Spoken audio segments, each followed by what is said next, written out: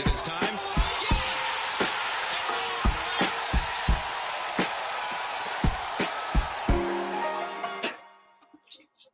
Hello, listeners of the Pitchmark Collective. We are back with another episode. We got a full crew here with Cam, Justin, and TL2. Teddy Lossier, the second. His bubble says Creator Classic. Justin's looking like he's got some gapping issues. Why don't you expand on the gapping issues here, Justin, that you got I think it's hashtagged in your little bubble? gaping issues. Oh, Well, it could No, be there's- gaping issues in my golf game. there's two P's. Oh, okay, that makes more sense. Yeah.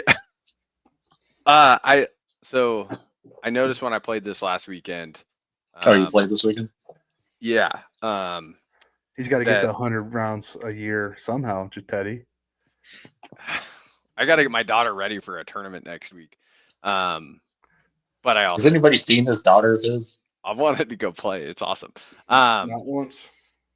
But I noticed like I use my driver a lot. My driver goes too long on some holes, and then I go to 3-wood, and 3-wood's too long. And then the next thing I have is a 3 hybrid. And I think the 3 hybrid, like I don't like hitting that off of a tee very often, just like the flight. And so I was like, man, I really have like a gapping issue when it comes to like my tee shots. I need to figure out a tee shot that goes like 265, 270. And then I need to find a ground shot that goes like 245, because that's what I have into some par 5s when I'm going for it in 2. So Teddy, quick question for you, Teddy. Did you realize that we had Aldrich Potgieter on the podcast? Oh, shut these up. Distances? Ball speed reaching 195 too there, Justin, or what, pal? Well, He is goes, it I just- need is a it just tee the- shot that goes 275 and in because the middle of the fairway. 3-wood and driver go too far. Okay, pal. All right. Is it just your usual course though that this is a problem, or is this a problem elsewhere? Because I would not recommend working your whole bag around just your usual round of golf at one course. valid. But yeah, I think it's like everywhere, because the problem is that my driver or my 3-wood is like I've got the Callaway Rogue LS, and I Mhm. put a Ventus Black 7X in it, and that thing can go 285 and it can go 305. Like it's dumb. Like Mhm. I don't know. It just goes too far. Would a 4-wood or a 5-wood be better? That's what I'm thinking. Like I think Really? I want to go with like if I could find a TSR 2 or 3 60.5 degree loft, then I can Mhm. kind of mess with it, But then, okay, this is also a question. When you go to those lofted clubs, I mean, mine would primarily be for a tee shot, so I probably still want to go like a low launch, low spin shaft, right? Yeah, Or you would just keep the Ventus. You would put an 8X in it. I think I need an 8X anyways, because that's what I went 7X. sorry. Okay, then why don't you just throw the 10X in there? Go ahead and tip it in. I hate you so much. But no, I mean, really, I think that would probably. It sounds like that would be a better option, and then you can, unless you really love your 3 hybrid. I mean, then you can just put in like a more forgiving 3 iron. That's going to throw that back a little bit as well. I think your gaping should be okay. I didn't hear you, Teddy. Something happened. Yeah, with you your kind mic. of cut out a little bit. I cut out. Oh my Yeah. god. Well, you didn't really cut out. It just We it could felt hear like- you, but it was just strange how felt that like you were happened. doing this as you were talking, going further away from the mic. Well, it's in the. Well, no. So get the 5-wood, throw in the heavier shaft, do the 8. I would do the Torex or something at that point, and then instead of the hybrid, you could just put in like a more forgiving 3 iron. Yeah. And then that way your gapping is throttled back a little bit. Yeah, so I Hey. do have a 3 driving iron that I throw in. But me and this shaft do not get along. I've got the Tour AD, that orange one.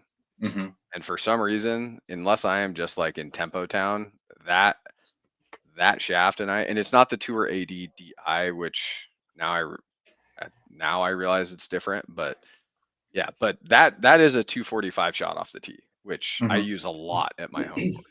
It's great. Yeah, I would just do that. As long as I'm hitting it well, because in tournaments, that's the first thing to go, which really pisses me off.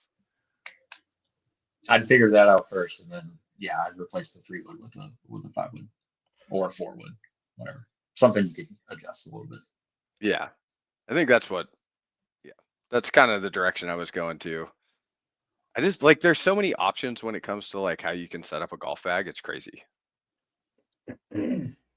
Yeah, I mean, or you could keep the 3-wood and throw in a high lofted 5-wood. Well, I've thought about like a mini driver, No, don't do that. like a 5-wood shafted mini No. driver. Don't do that. Why not just use a 5-wood?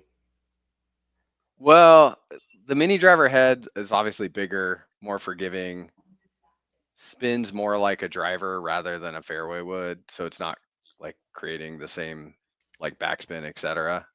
I don't know. I've just thought It's about gonna it. go as far as your 3-wood. Yeah, I know. That's the problem. So have Which another is too far. Yeah, The guy's replace doing one. stack system, complaining about his ball's going too far. You believe that? The stack's been awesome, actually. Like, have you guys tried? Clearly, you're hitting your driver too far. Have you guys tried speed sticks or the stack at all? No. Justin, I'm lucky if I walk for 5 minutes a day. No. I recommend everyone trying the stack. Like I've got my daughter doing the stack and her swing speed's gone up 3 miles an hour already just from like the little bit of work that we've put into it with that. I mean, granted, she's growing, etc. When I started, it's showing that like I've already gained. Well, that doesn't make sense. -4 miles an hour. No, no, it says I have a potential to hit a 330-yard drive right now, which seems odd. That That's seems odd short. after the conversation we just had. Is that short for you? No, it seems long. But I did hit 133 miles an hour with like just the stick or whatever. no weights with the stick, which was kind of interesting. And they've got this protocol where you go like full swings, which is like what you would be on the course, which I can usually hit like somewhere with the weights, and they go like 195, 240, etc.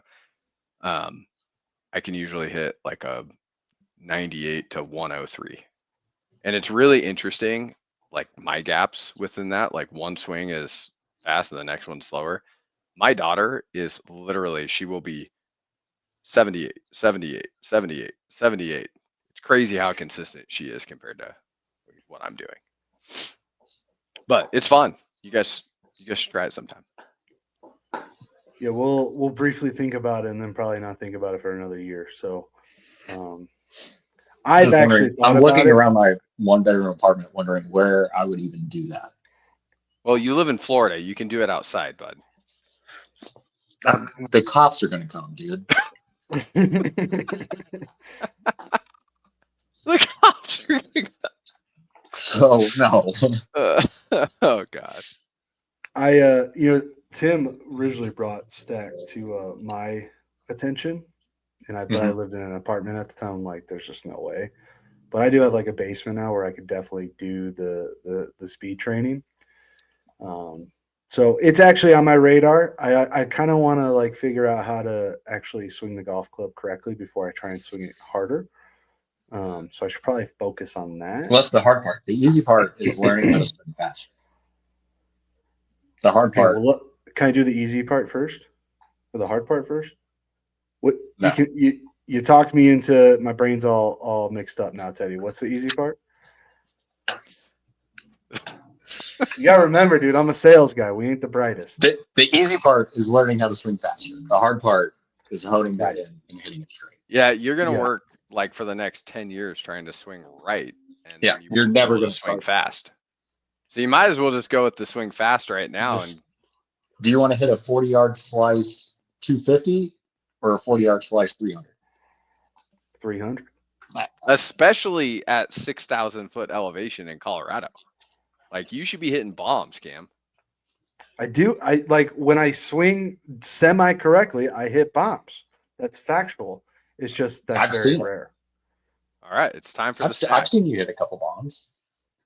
Yeah, I played enough golf with Teddy. I mean, we in that Yeah. scramble, dude. It was, let's just be real, it was me and you carrying the team. You don't have to tell Besides me, when buddy. Teddy made that last putt. That was like an incredible last putt, by the way. The only time he opened his eyes the whole round.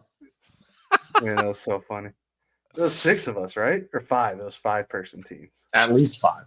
Yeah, it was 5. I think it was 4 or 5 people teams. It was a good time. Anyways, it's on my radar. Stack system. It seems to make a lot of sense. It's probably way better looking than like swinging into that big old heavy bag on the ground. Don't really like that. Yeah. So we tried. I got like the junior speed sticks before, so it's like the 3 sticks. Dude, the stack is so nice because the app is also Mhm. so user friendly. Where I got the monitor, like the cheaper like yellow one that they use, so you can see what your numbers are and everything. But it links to it Bluetooth. Like I swing, it puts it directly in there, etc. When you do so the stack system, does it measure the speed within the stick, or is it like a I think it sends you a little device, right? A little radar. Yeah, or is it a I bought the radar? radar with it, Oh, and then it like you don't have to have it, but I mean it makes a hell of a lot more sense, I think, if you do. Like you actually see the numbers that way? You That's see what the it links to numbers, yeah, for sure. And it Bluetooths to your phone, so like you're watching Right. on the app what you have coming up and everything, and what your speeds are and what your best speeds are, etc.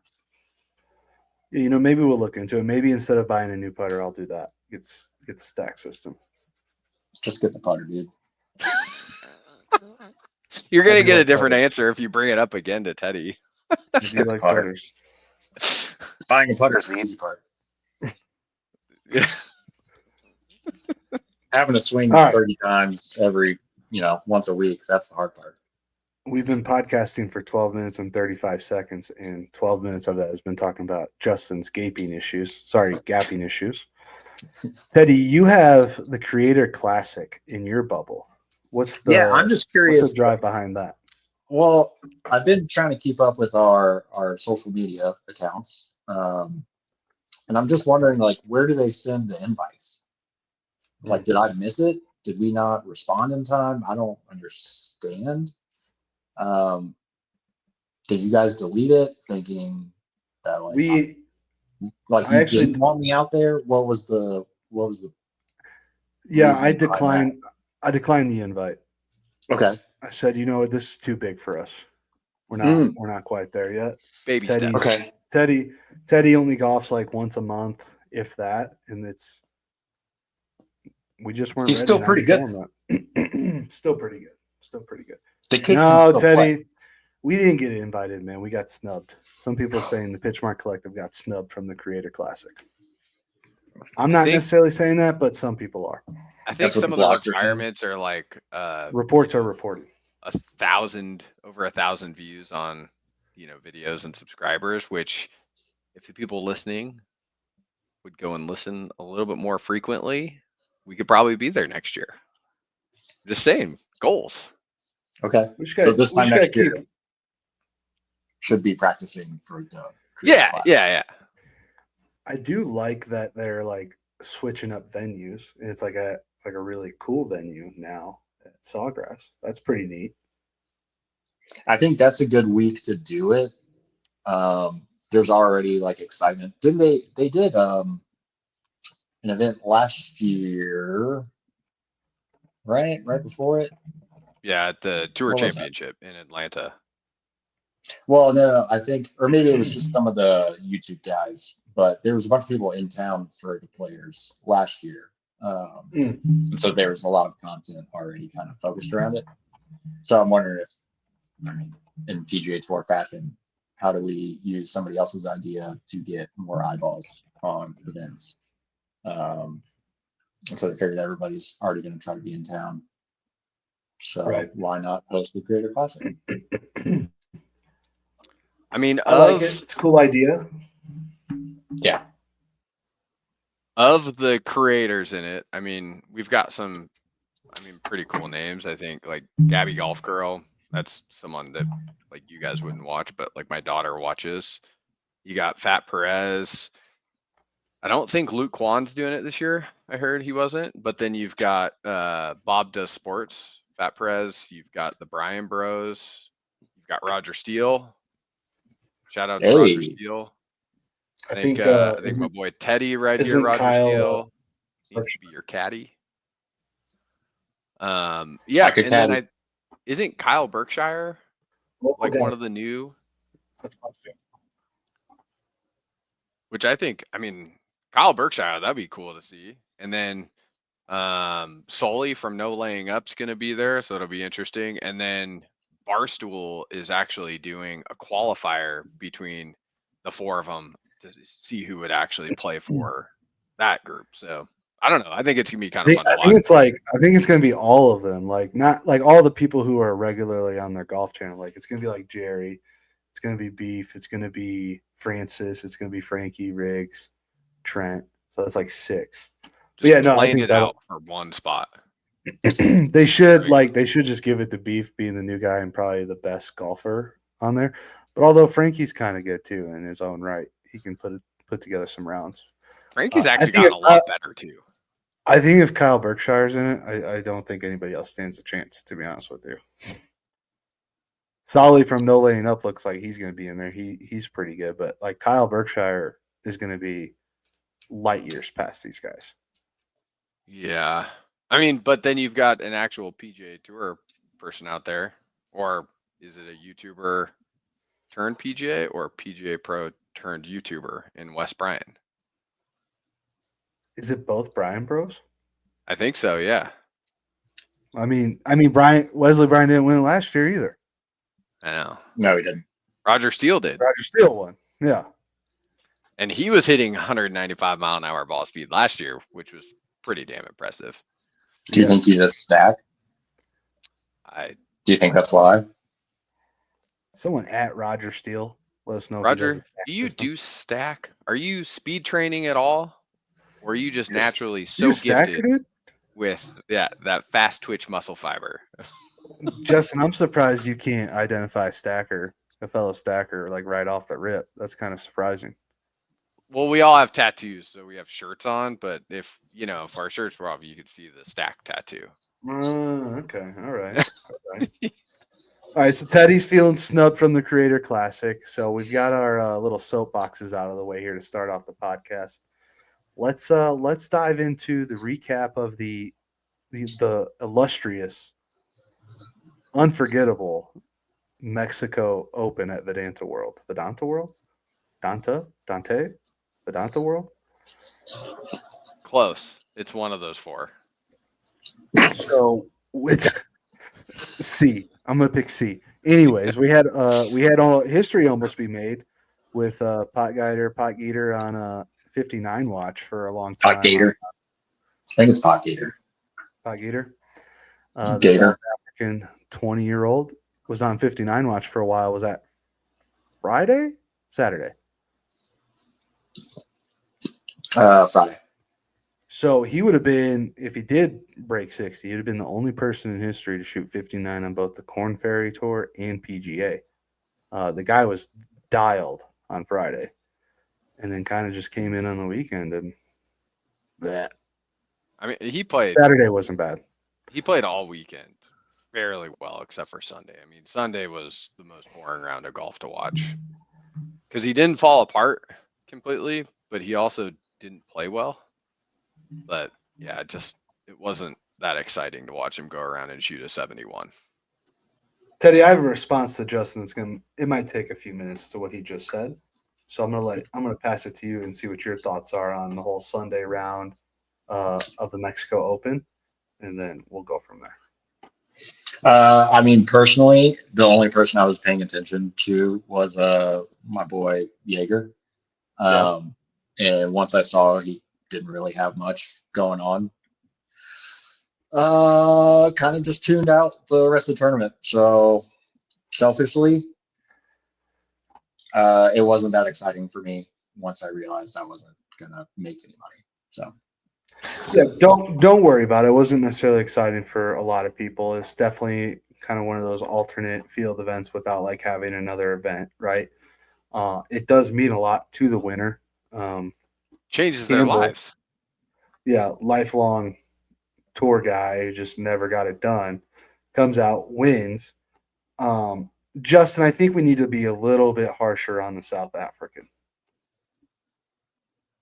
I think we need to be harsher. He choked that away. He had it by the balls. Yeah, And well, over the weekend. yeah. I mean, I especially guess, Sunday, but he's 20 choked years old, man. choked it You away. didn't expect that? Did I expect him to not win that tournament going into Sunday? No, I expected Yeah. him to win. The guy's been winning tournaments his whole life. Now I understand it's a PGA tour, but he's Yeah. been winning tournaments his whole life. Yeah. I What do mean, you think the chat? What do you think the chat's gonna say? You think it's gonna say that he didn't choke? I think he choked. maybe I'm just being a little nice on the guy. I mean, he is literally 20 years old coming into the PGA Tour. You got to figure out a way to finish those tournaments, and I think that's what takes so long for a lot of players. I mean, it's not like, I mean, and maybe he is that generational talent. I don't think he is, of like a Ludwig, or people would throw Jordan Spieth out there where they can just Yeah. kind of come in and win right away. But he's 20 years old trying to figure that out, trying to gather his emotions when he's trying to get a $1.3 million paycheck. And the problem is too, I think he did this at the Farmers. He kind of gave it away on the 3rd and 4th round at Farmers. So now he's got 2 rounds. And honest, it was kind of interesting, and I kind of liked Sunday when it came down to Brian Campbell, who is like Mr. Ball Speed 165 against Mr. Ball Speed 195. Like Potgieter was literally hitting the ball past him by 40 yards on every drive, and Brian Campbell came out to win. Like, I think that's the coolest drive for show, story. puffered out. Yeah, I mean, so that was like the coolest thing ever. And then, I mean, obviously on that playoff hole where Brian Campbell, of all people, just duck hooks it right into the trees, and then No, he's that's a slice for us. For us sorry. right-handed Yeah. golfers. Yeah. So Yeah. I was listening to it, but yeah. That is literally what like half of my drives look like. Is that So I just account for it in aim way left. So he hits this huge slice, and somehow he gets a gift from the golf gods of a bounce out, and ends up winning the tournament. all I'm saying is when it comes back to the conversation of the guy choking, when there are multiple 65s and 66s being shot by no-name golfers, who is Isaiah Salinda? I've never heard of that guy. Yeah, I don't know. I've Everybody heard else of is him, but definitely not a somewhat big name. notable. Danny But Walker. I mean, you have Aaron Rye, Mr. Two Gloves. He went away from wearing sun sleeves this year, which is kind of cool. I still think he has iron covers. But Aaron Rye, for whatever reason, you get him in these alternative events, and he plays really, really well. But he was, I think he lost the tournament more than anyone else. Yeah. He was leading the tournament on Sunday. Like, he was right there. It was his to close out. What are you talking about? Aaron Rye lost the tournament? Yeah.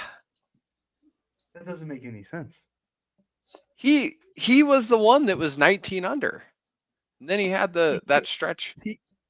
He started the tournament 14 under, which was 5 strokes back. I know, but he was in the lead. With a million other people. He was in the lead for half a hole? Dude, he bogeyed 16 and 17. Coming down the stretch, he goes bogey, bogey, birdie. Tell me that if he just pars that, he's not winning this tournament? I don't think so. Does the math? The math.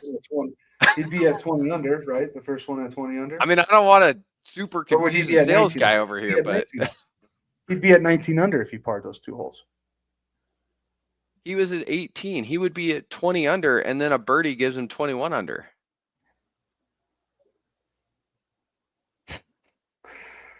Whatever you say, Justin. Aaron Rai lost the Right? tournament. Got it. Where that's That's the headline. somebody clip That's it. the headline. That's Not my hot take, I Alter guess. who shot It's- 65, 61, 67, 71 even par. Come on. I- Come on. It's slipped out of Rye's hands. He needed a third glove. Is what Justin was saying. They don't he didn't have enough hands, huh? Is that what it is now? Well, just saying. My son is just knocking at my door right now. It's really funny. Anyways, I'm gonna stand by it. Dude, both him and Campbell pretty much choked. Luckily, Campbell got the break of a century on the second playoff hole with it spitting out back into the fairway. And he went up against a guy whose short game is just complete opposite of his T-ball game because Pagita's short game definitely needs some work. Yeah. I mean, you got to give props to Isaiah Salenda though for that 65 on Sunday. I mean, he at least made it exciting. He ran out of holes, and then you've also got Joel Damon. Yeah, I was gonna say, you know who else shot 65 on Sunday? Joel Damon. My pick. I know. And here we go. Tim Hunt. At Tim Hunt. This is for you. Do not text me about my picks when they're tied for 12th and then make a run to end up, where was he? T6. Tied for 6, top 10, saying it's a bad pick when Cam gets 3 points this week. Tim Hunt, talking to you. At one point, I was about to send a text to you and to the group, and I was like, "Oh yeah, Cam's sweeping this." I totally thought Joel Damon was going to pull it out, and then obviously ran out of holes. But Well, Joel Damon, by your logic, Justin, Joel Damon made bogey on 17, so he lost the tournament. It was in his hands, and he did make a sick 2 on that drivable par 4, number 7. He needed a bigger hat. So if he had a bigger hat, he needed he would have won the just tournament. not enough sun coverage. Not enough sun coverage on the brick. Unbelievable. It was a good finish, like up until those two just started playing like arguably the worst golf of the weekend on the par 5 18th hole that they had to play twice. Like Pagita with his distance, the fact that he didn't birdie it at least once in the playoff, he choked. It's all roads lead back to the choke. I guess my point of saying like you're right, he did choke. I'm gonna admit it. Like I should have said he choked. You are right. I'm going to eat crow on this. You are 100% right. I guess I just expected it to happen because he's so young. I'm like, oh, 20-year-old dude with the lead going into Sunday. There you go. I thought it was going to happen Saturday. I was watching a little bit on the back nine. I think they were on like the 13th or 14th hole. One of the whatever the par 5 is early on the back nine. And he hit an awful third shot. He tried hitting I think it was like a 4-iron, like 260. Came up pretty short of the green, hit a pitch shot almost over the green, and then buried like a 25-footer for birdie. And after he did that, I was like, okay, never mind. He's gonna be fine. He's gonna make it. Let's just remember, last thing I'll say about it is that he started the Sunday round at 20 under. Yeah. And finished it at 20 under. When people were going 6 under par all day, 5 under par, 4 under par. Did you you realize if he just went 1 under par on the round, he would have won? Yeah. But no, he didn't choke. Whatever. Moving on. I already admitted you were right. What else do you want me to say here, bud? We're gonna need to clip this, put it as a reel, and hopefully it gets millions of views so the whole world can see it. Anyways, the point, like the golf course, it doesn't look bad. Like I think if you're like in Mexico, you're like by the resort, like yeah, I would play that with my buddies, on a trip or whatever. Kind of like middle of the road golf course, if you ask me. Yeah, it looked really like, yeah, it was very mid. Like there was nothing about it that looked like, oh yeah, this thing looks rad. Like, oh, this challenges it, and this is gonna make them think this way. Like it was like, oh yeah, Well, and I mean, I guess pot gear being able to hit driver almost everywhere was probably You the hit like you hit driver off the deck like 325, I think twice. on that Yeah. 630-yard par 5, right? Or 650 or something like that. He went driver off the deck. I think, like, that being said, like, he's gonna be good. Like, he'll be around for a long time as long as he can stay healthy. Like, my biggest concern at this point would be all that speed. Dude's a big guy. Backs only hold up for so much, so long. So He's got to get the short game figured out. Like the Mhm. chips on the playoff holes were, I mean, pretty inconsistent. So The chipping just in general wasn't yeah, I mean, all week that was his. I mean, he was putting lights out, which he had strokes gained on the field when it came to putting, but his chipping was like a huge bottleneck for him.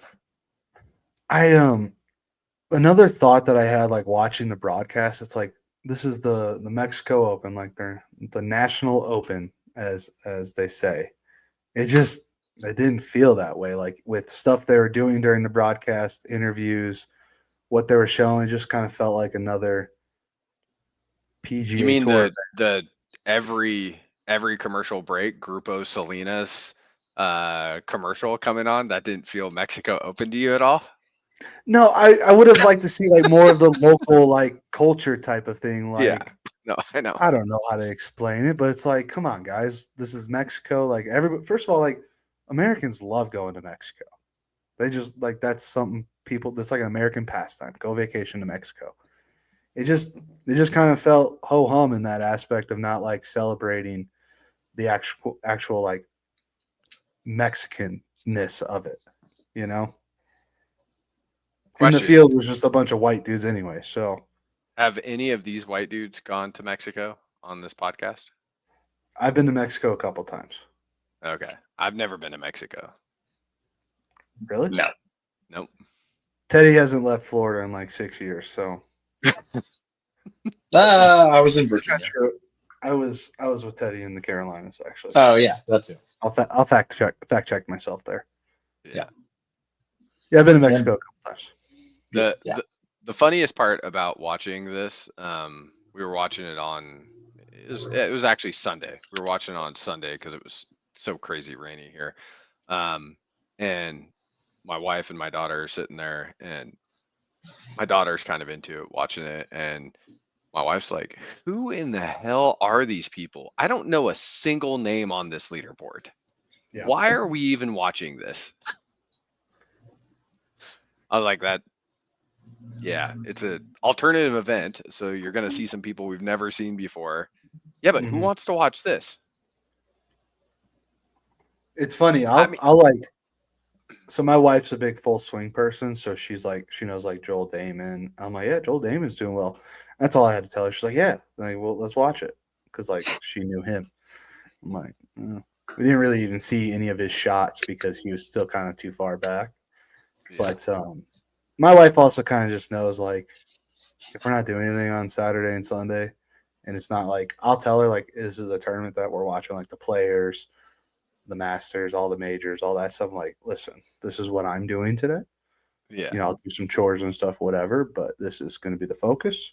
And she knows, and she kind of just knows that like golf is on from like here to when it's like over. So Yeah. I mean, I guess it reminded me of, we've got some like live blowhards about like, oh, this is why we've got live. You can watch that instead of alternative or these alternate events and stuff. And I'm like, but we can't, because live plans around like some of the tour's biggest stops, like the Waste Management Open. Like, what are you doing? Yeah. Like the perfect weekend for them would to be competing against the Mexico Open, but they think Yes. too highly of themselves. But but I mean, some of these players like Akshay, I think Akshay is awesome to watch. I mean, obviously I'm left-handed, so like there's some siding to that, but like he's a great player to watch. Even Steven Yeager in his own right in the last year has become a really good player to watch. And he's got a really solid game. He just makes some really questionable choices coming down the last few holes of a tournament. I mean, I think we will see more of Aaron Rye. But if you go down, you'll see like Nikolai Hyard. Like we're gonna Hogard. see Hogard. We'll see him and his brother Rasp in the next few years. Like they're going to be really, really good. But it does fall. Like Jake Knapp was there, obviously defending champ. He didn't do too much. Then you had Rasmus down there at T34. So I mean, they're using it as obviously like a building block, which I think is cool. And I've kind of taken a different appreciation for some of these alternate events of like, oh, it is kind of neat to see some of these players get it. And then, I mean, the biggest thing is, $1.3 million and a 2-year PGA Tour exemption. Like that changes whoever wins this tournament's life, which I think is kind of fun. I think if you like take the money aspect out of it, the next best thing that a player will say, like Brian Campbell, it'll be like, yeah, I get to play the Masters now. Like I'm literally getting invited to the Masters because I won this golf tournament. And I don't know the history of it. I don't know if he's ever been able to play before. I imagine so. But outside of the money, I think that's got to be, especially for a lot of these guys in this field who probably haven't played it, that's got to be a big reward to them to get to that tournament. But I agree with you. You said Akshay. I'm a big fan of watching Akshay play. I think it helps. Like I don't mind watching left-handers play golf, and like especially at a high level where it's like if it's Tyler, like yeah, dude, this one's going left. Like we already all know this. Because it's just an interesting thing you don't like. It's just like it's a different dynamic that you don't see. Like most golfers are just right-handed, so it's a little variant. Yeah, only 7% of all golfers are left-handed. That's Right. why equipment manufacturers are like giving the finger on some cool stuff. Yeah. Outside of Blades Brown, the 17-year-old who's gone pro, making the cut, finishing 9 under par, I think that's a big news. But one thing I wanted to bring up is where Justin's dead last pick finished, who was an amateur. Did you see where he finished, Justin? Yeah. Tied for 13th. It's decent. Decent for an amateur. They actually had a couple amateurs play really well. That's kind of what I was pivoting to. Well, when he opened up with 69, 67, I was like, ah, crap. This wasn't Here we the go best DFL pick. Gosh dang it. And I almost like sent a text. I was like, maybe I shouldn't pick an amateur. But it kind of turned out better that it is an amateur because it was like, oh, at least watch this guy. And I was kind of rooting for him at one point. I'm like, damn, amateur making the cut for one, but it's like, let's go. Yeah, 2 amateurs made the cut. Both finished top 20. I mean, that's pretty impressive. We'll probably see more of them if they can keep working that way. But one thing I was looking at too is just in this field alone, I feel like there's some guys who might be playing for a captain's pick, in the Ryder Cup. I mean, the European squad feels like they have way more depth from like high caliber players, whereas like the US, we have Scotty, Xander, and Ludwig are pretty much probably locks. Xander's been hurt all year, but I gotta say those 3 are the locks for America right now. Am I missing anybody else for America? Whereas Europe, they pretty much have their like top 6 people, or they have a deeper field, is what I'm saying. European squad. That's just kind of something I was looking at with like the Hogards and all that. Maybe Teddy's guy Jaeger. Do you think we could see him on the Ryder Cup as a German? I think so. I think it was kind of the same. It was kind of the same for the President's Cup, though, with the international team. Like they're deeper. They just don't have like the top end talent, and I think that's kind of what you're looking at for the Ryder Cup outside of Rory, unless they kind of get some of these other guys from Live back into it. But overall, you have a deeper team, but that top end, like your number one and 2 guys, like after that, it's just kind of a drop off in talent compared to the Americans. Okay, all right. I mean, the top 6 for the U.S. right now in points is going to be Scotty, Xander, Bryson, Colin, Mav McNeely. I mean, Ted, you were picking him last year a few times for I some was. events. I mean, look at the sheet. And then you got Patrick Cantlay. Now 7 to 10 is interesting because it's Tony Finau, Russell Henley, and Brian Harmon, and then Billy Ho. You Which see, I don't like the prospects of that team. Yeah, I mean it's All those because guys there's you a just lot of. listed, like Granted, we have a ton of golf to play, but we have like, I mean, at least JT is in top 12 right now. Then you got Wyndham Clark, which last year I thought he was the last person on earth I'd want to see on a team, but Yeah. like I've actually grown to really appreciate the guy lately. And then Yeah. Well, it Sahith depends is, if they do it on mats and into a screen.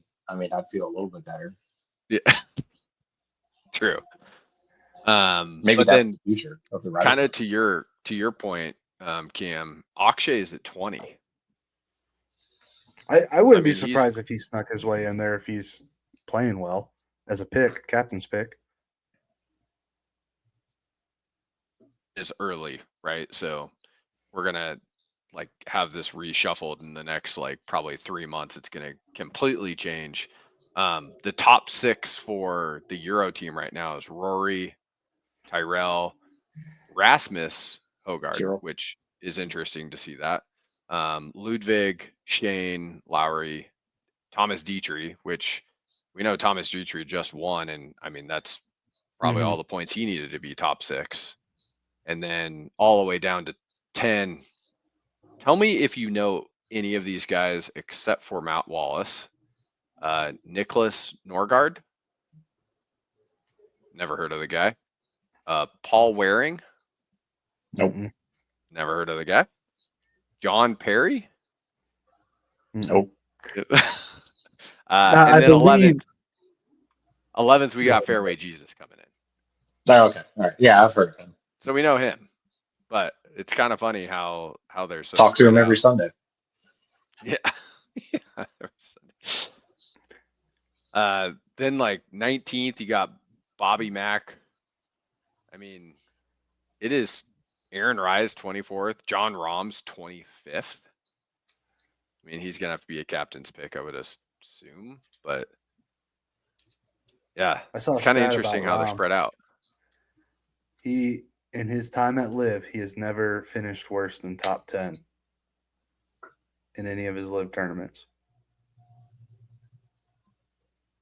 How many Maybe points does that get 12. him in the Ryder Cup race, though? That would be 0. Oh no. Bazinga. But good setup there, Ted. Has the RNA made the announcement? I think they did, right? That they can be captain's pick, or if they play the DP World Tour, they can work their way via points. Yeah, we talked about that last week. Yeah, right. Finally, it Yeah. happened. But yeah, So a lot of those guys will probably be captain's pick. Since Terrell Hatton's like the only one I know of playing actual like DP World Tour events to get points. Yeah. I think Rahm may have dabbled late last year or early this year in 1 or 2. So I don't know. It was just something I was thinking of is because it's going to be here before we know it, right? The Ryder Cup and captain selections and the automatic qualifiers. So I'm kind of looking forward to it just because of it's the Ryder Cup. We all look Yeah. forward to that. But I think Bethpage Black, I think that's going to be really pandemonium. interesting. Yeah, like I've seen one clip from Full Swing, the first episode, and it's after the President's Cup, I believe, and they're toasting and they give the trophy to Keegan. He's like, "We're gonna go to New York and we're gonna beat the shit out of those guys." And I was like, "I'm ready. Let's go. yeah, Let's go. I'm ready for it." The Ryder Cup is just like in sports in general, because of its uniqueness with golf, is just like unmatched. You know, if you're like a fan of that sport, I don't think anything compares to it.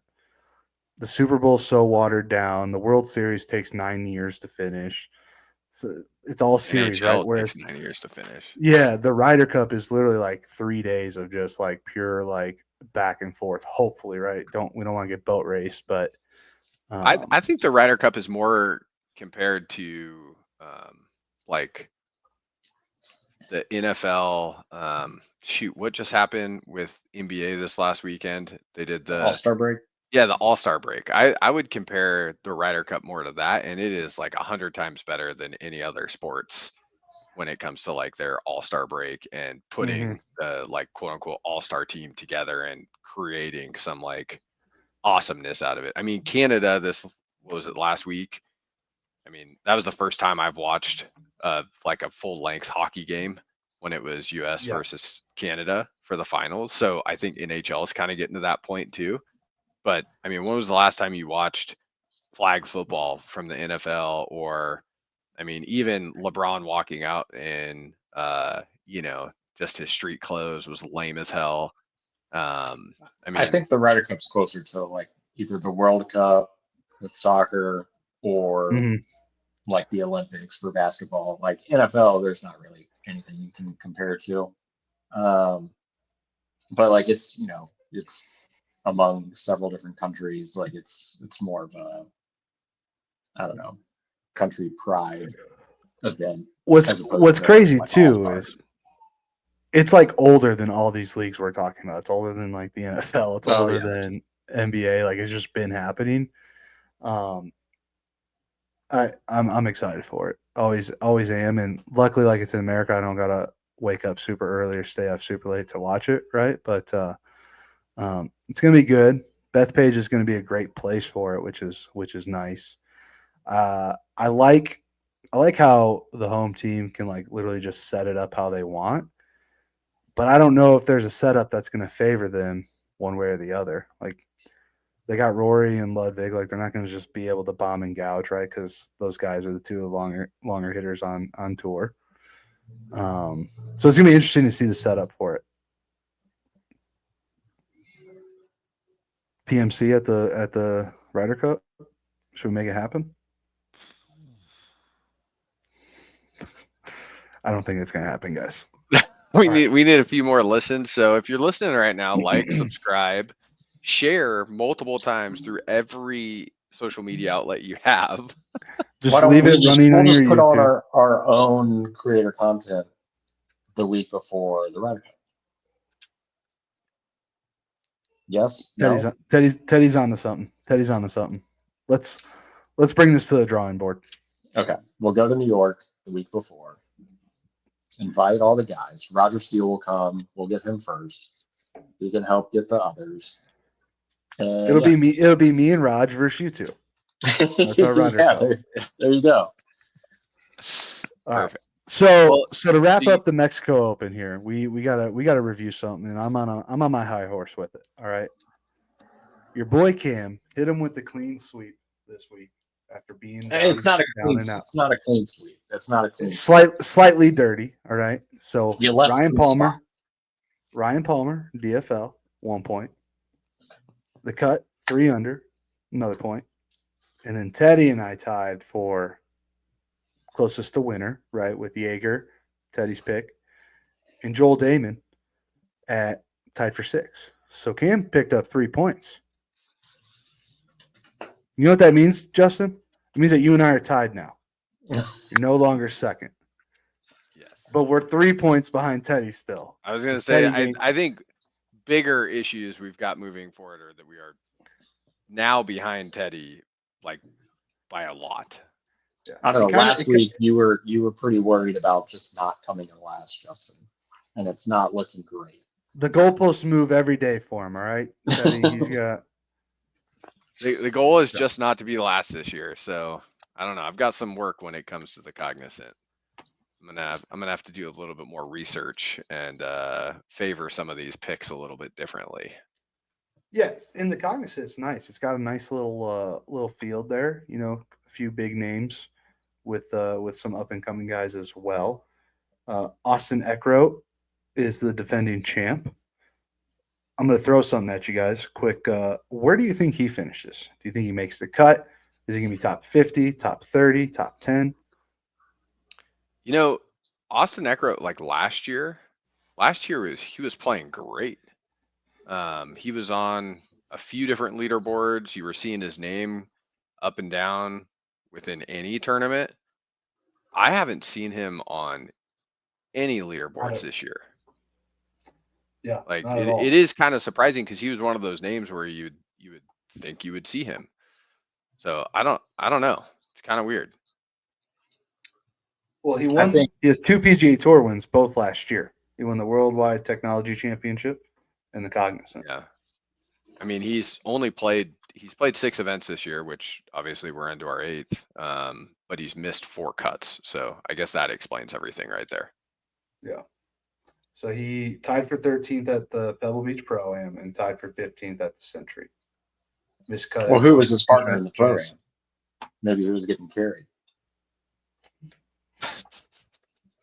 I think he makes the cut, but I don't think he finishes top 20. Yeah. He seems like maybe on the number kind of guy. Just judging by his if he makes a cut, it's gonna be by the skin of his teeth. Yeah. Like maybe he's waiting in the locker room for like Jordan Spieth to miss or make a putt, to determine his fate. Yeah, I mean, it is kind of cool though if you look at the field. I mean, I mentioned Russell Henley because he's kind of trying to play his way into that Ryder Cup spot. Shane Lowry. Is it raining this weekend?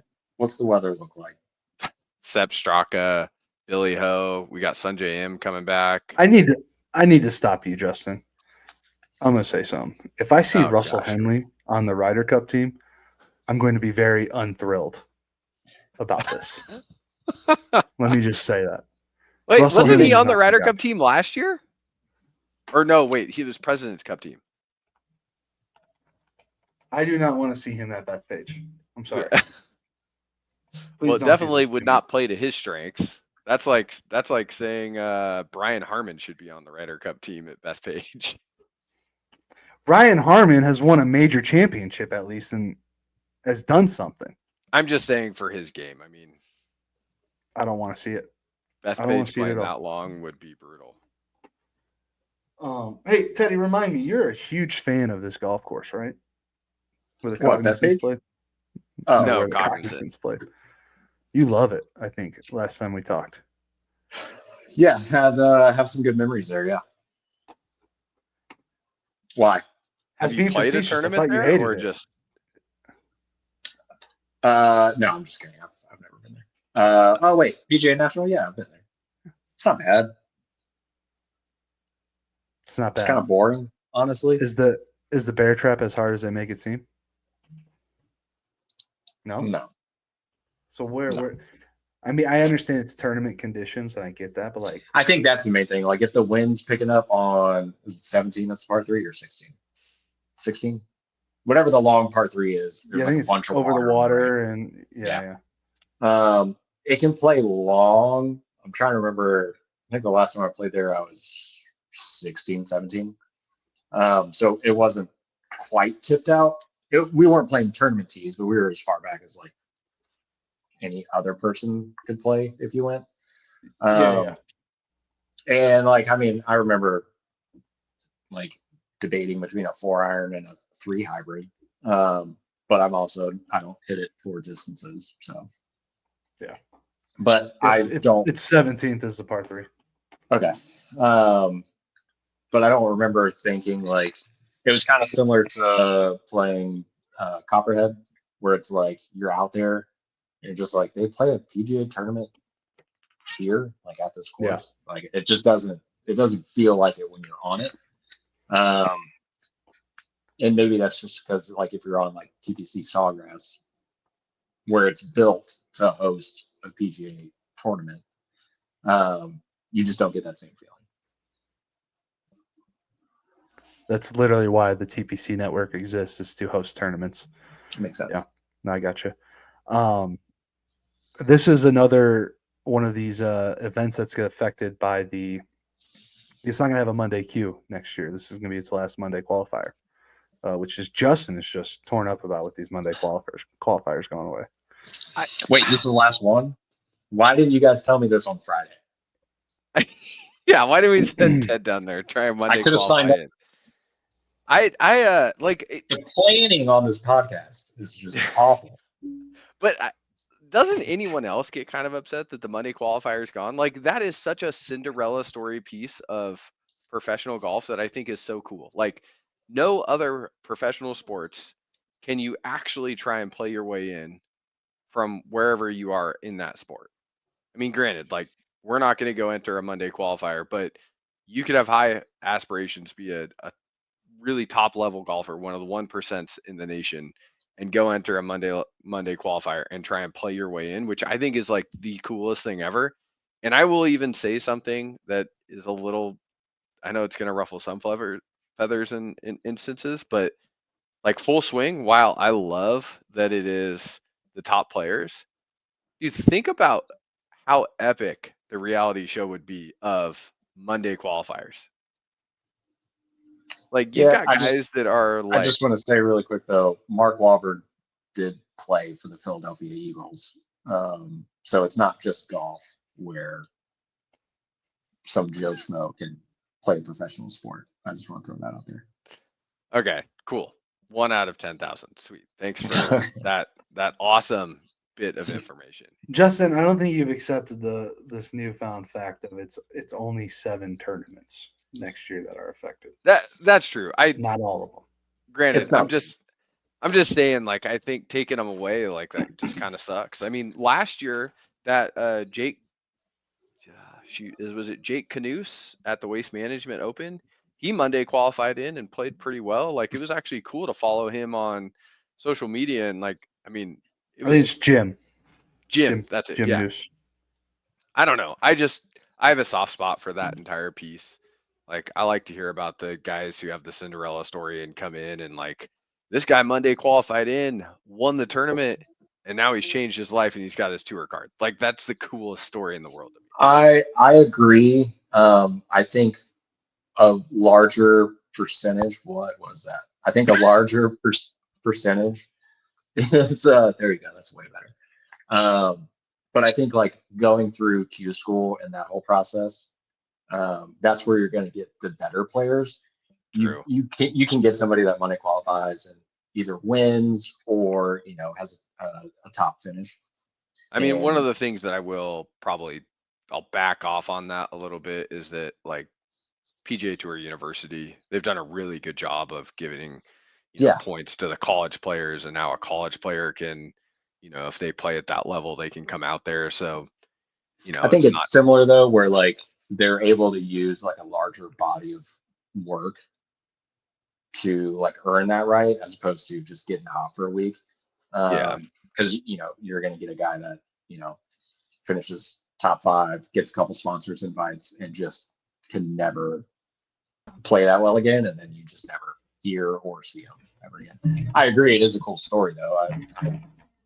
I wish that the tour did more with highlighting, but it's just tough because like you can't just pick 5 random guys, right, that might have a chance to Monday qualify. Like it's just so random. Yeah. And I think it's probably just the Cinderella thing that I love, where I'm just like, I just want to hear the Cinderella story of a guy who is living in his car, driving from event to event, et cetera. And then now he all of a sudden makes it. Like, that's the coolest thing in the world. So, but Cognizant is this week. I think we could probably go through and make some picks for this. So Cam, you're up, buddy, because you Oh, look at that. You came up with the most points from last week. I just want to thank all my, supporting family and everybody. Just it's an opportunity, and I'm glad that we could come out on top last week to finally get the first pick for the Cognizant. So, and what a good week to get the first pick. Yeah, just a stack field where I think the best ranked player right now is Sung J M or something in it. But anyways, I digress. What order do we go? Do we usually do cut? I got it's you, me, then Justin. Whatever order you want, buddy. You earned the right. I can choose. All right, let's go. We're gonna switch up. We're gonna go winner first. Okay. We're gonna go winner first. So the top ranked player or the OWGR in this field is Russell Henley. Did you know that, Justin? Uh-huh. I was waiting He for said, you to read it. All right, my outright winner. My outright winner. We're gonna go with Ben Griffin. Okay. He played well last week. He did. He's on it. I think he's gonna do it. It's not a bad pick. So Teddy, that leaves you because you got 1 point. Yeah. I'm between two. I don't know if I want to say who yet until after Justin picks because I don't want him to take. I don't want him to think like because I'm so good at making picks right now Oh, wow. that he could just get my second choice and be close enough. I'm gonna go Pendrith. Yeah. That's Fair not pick. An bad. odd pick. Not a bad pick. I mean, I can appreciate it with his length and everything, but of all the people that are ahead of him in world ranking, etc. But Yeah, I mean, I guess he is 40th in the world right now. 40th in the world, playing pretty good this year. I'm here for The it, data supports that pick, I think. Yeah. Strong off the tee. So I think I that's gonna be already important. know I already know who I'm picking, but who were you going with for like what was your second? Because now I'm just wildly curious. Set Strachan. Oh, well, yeah. That so I'm between two people, and mine is Sepp, or I want to go with Daniel Berger. Was Sep on there before I said that? No, Because it's weird because you really wanted me to say it first. no. Sepp was always on there because remember at the beginning of this, I said I'm gonna actually go with like the higher ranked people because I kept picking people that would finish DFL instead of actually finishing the top. So, but I think Daniel Berger could actually like really play well at this course because he's pretty damn long too. I love that pick because this means he's not going to play well, and That's I actually don't like valid. seeing him Yeah. play well. So Yeah, I'm going Daniel Berger. it's a win-win. Yeah. Okay. Cam, what next? You want to do cut or DFL? We'll do cut, Okay. and I'm gonna go with 3 under par. Last year was 2 under par. Yeah, I was leaning 3 under. I'll go 2. 2 under. Guess I'm going 1. All right. Go Good pick. 1 under and hope for just shitty weather one day. Yeah. Throw them all off. And All our right. favorite pick to make for the week. This one DFL. excites me the most every time. It's like who am I going to root against Thursday Yeah. and Friday to just completely suck? Ryan Palmer paid off dividends last week for me, and I'm going to ride that horse into the sunset. I'm picking Ryan Oh Palmer. gosh, I was hoping you were going to take him again. I also just feel so bad. Seems like a nice guy, but I'm picking him for DFL. Yeah. Okay.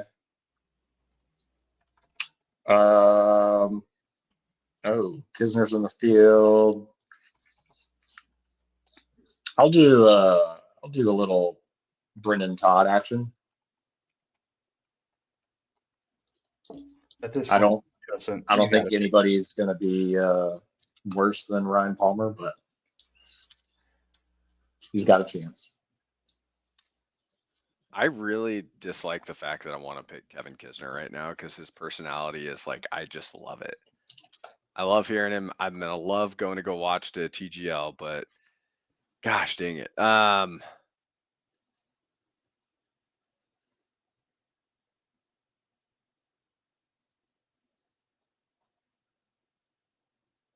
Perfect timing. Perfect timing. I couldn't tell if you paused or not. I thought he was trolling us. I thought so too. I think he's going to end up picking Luke Donald. Is he in the field? Yep. Oh.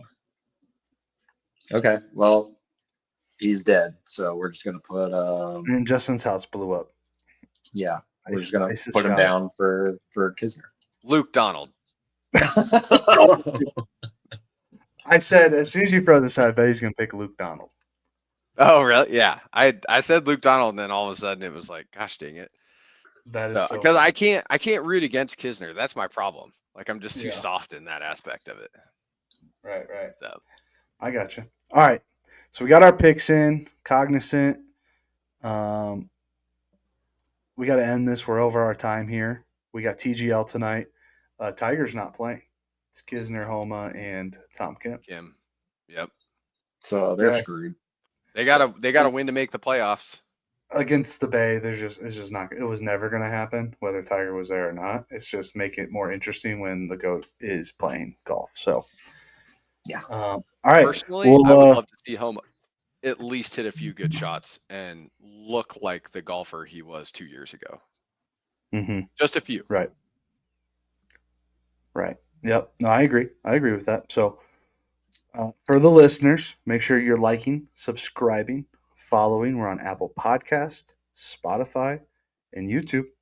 We'll see you next time. See you guys.